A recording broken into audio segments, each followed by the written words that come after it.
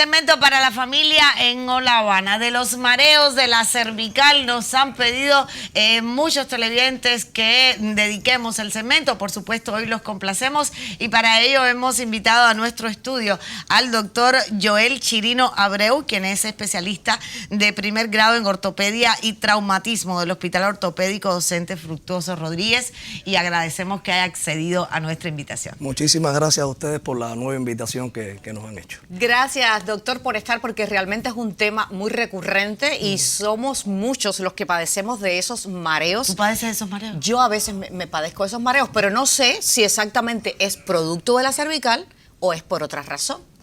Bueno, en efecto, conocemos como mareo cervicogénico aquel que se produce a partir de trastornos que ocurren en la cervical. De hecho, sí, es provocado por trastornos a este nivel.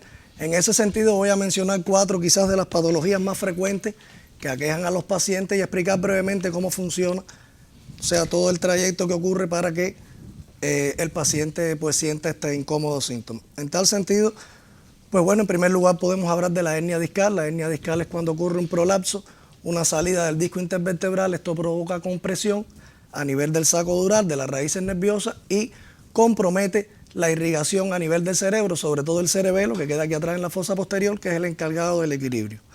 Otra de las causas que también provoca mareo y que tiene su origen en la cervical es la artrosis cervical.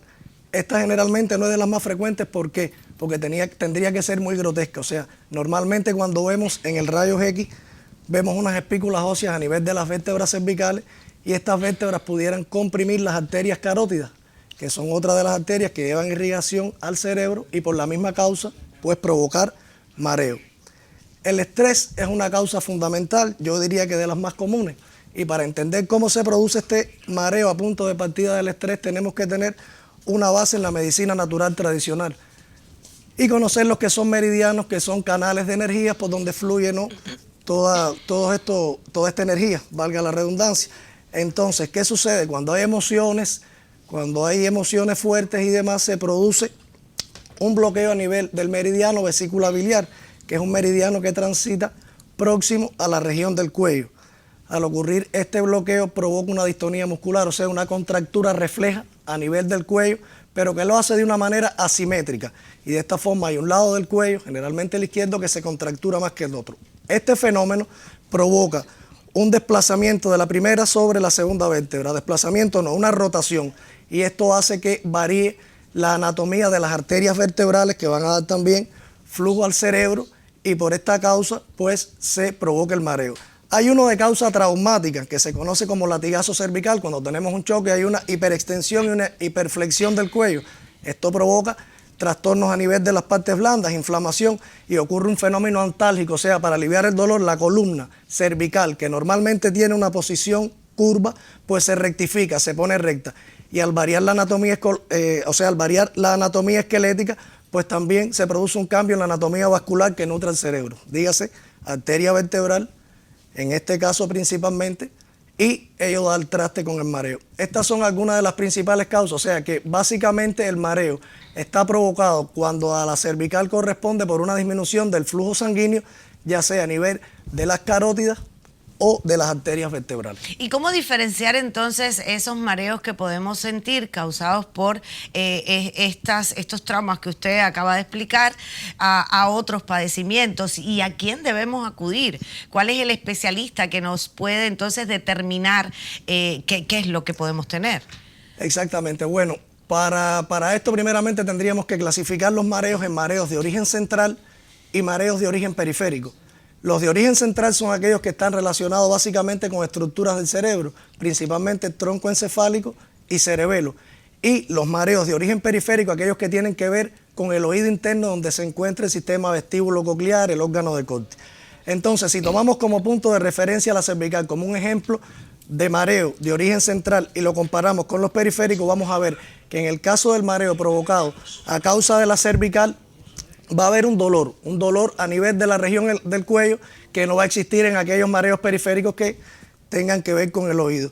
Otra de las causas es el estrés. Como hablábamos, el estrés en la cervical por las variaciones anatómicas que provoca mareo es una de las causas en el mareo cervical. en el periférico, no necesariamente el estrés es el factor desencadenante para ello. Otro de los síntomas que pueden diferenciarlo es la presencia de acúfenos. En el caso de los periféricos, los acúfenos no son más que zumbidos, unos chasquidos, especies de chasquidos que sintemos en el oído, ruidos, silbidos, y eso nos habla que es de origen periférico, que el problema está en el oído interno, así como una pérdida progresiva de la audición. Con relación a la instalación, también hay diferencias. El mareo de origen cervical se instala más progresivamente, da como una sensación de aturdimiento, de inestabilidad en la marcha, mientras que el mareo de tipo periférico, este que corresponde al oído, es un mareo mucho más intenso, con una instalación mucho más brusca, donde todos los objetos dan vuelta alrededor del aquejado en este caso. Esas son algunas de las diferencias que nos permiten saber si es de origen central o de origen periférico, y en tal sentido, pues guiar a uno u otro especialista. Con relación a dónde deben acudir, es una pregunta muy importante. Nuestro Sistema Nacional de Salud divide la atención en 3 niveles. Atención primaria, que es la correspondiente a los médicos de familia y policlínicos, atención secundaria, los hospitales clínicos quirúrgicos, y la atención terciaria, que es la que corresponde a los institutos. En este caso, un paciente que se sienta quejado de mareo, donde debe ir es a la atención primaria de salud, al médico de familia, porque él tiene los conocimientos básicos, los conocimientos necesarios para discernir entre las causas centrales de las que hablábamos y las causas periféricas de mareo.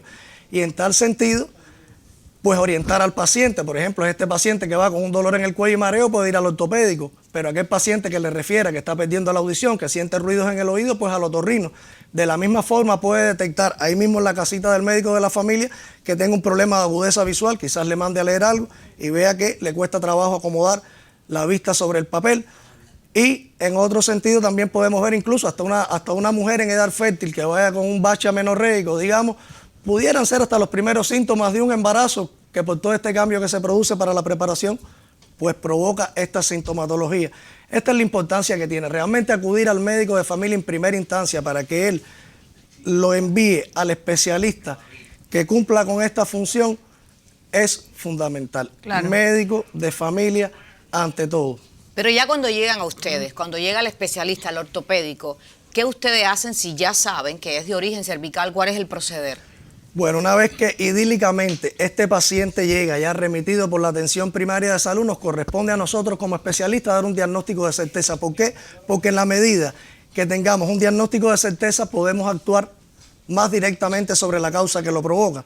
En este sentido, entonces, debemos examinar al paciente, o sea, un interrogatorio, un examen físico y unos complementarios. Pero entre tanto, están los complementarios, podemos dar una serie de recomendaciones. Primeramente, el uso de medicamentos. ¿Cuáles utilizamos? Los antivertiginosos. Ahí está el grupo, el clorhidrato de meclicine, que es uno de los más eficaces, el dimenidranato o gravinol y la difenidramina o benadrylina. También sería válido el uso de relajantes musculares, estaríamos hablando de meprovamato o metocarbamol.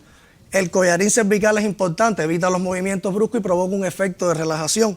De la misma forma, la fomentoterapia, o sea, fomentos fríos o fomentos tibios pueden ayudar a relajar la musculatura cervical. Ya una vez que tenemos estos exámenes en nuestro poder, pues, y llegamos a un diagnóstico de certeza, pues definimos si es quirúrgico o no. Afortunadamente, la gran mayoría no son quirúrgicos.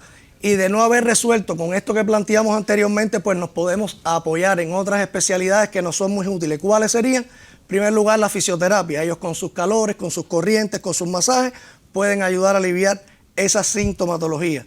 Segundo lugar, la medicina natural y tradicional. Explicábamos que una de las causas tiene que ver con los meridianos, ¿no? O sea, que se apoya un poco en esta filosofía.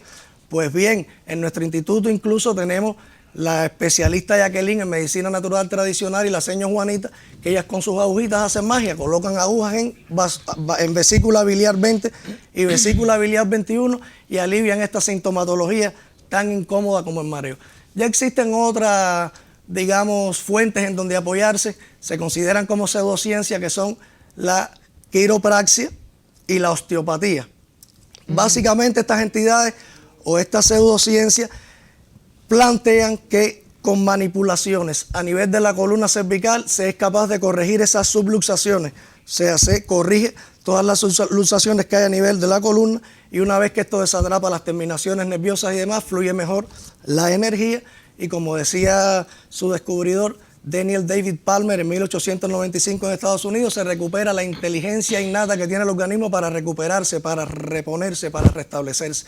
Pero bueno, realmente considero que en nuestro país aún todavía no hay un auge, precisamente por considerarse pseudociencia, pero sí creo que en un futuro no muy lejano sean herramientas que podamos utilizar para mejorar el estado de salud de nuestros pacientes. Y en tanto, doctor, ¿qué recomienda? ¿Existen algunos ejercicios que pudiéramos hacer desde casa para cuidar la salud de nuestra cervical? Bueno, la gente siempre tiene la duda, o sea, duermo con almohada, duermo sin almohada. Realmente, como explicaba al principio, la columna cervical tiene una forma lordótica, una forma de arco. Por tanto, lo que recomendamos es el uso de una toalla doblada o una almohada pequeña que de esta forma mantenga la posición de arco que tiene la columna.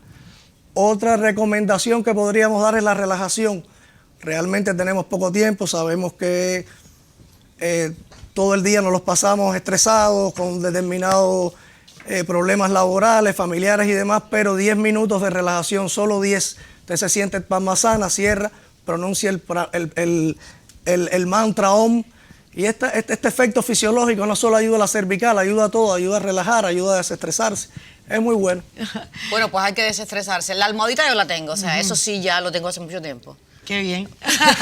Bueno, doctor, muchísimas gracias por compartir con nosotros aquí en Hola Habana. Siempre será bienvenido. Un placer haber estado con ustedes nuevamente. El placer es todo nuestro y usted quédese porque todavía hay más en Hola Habana.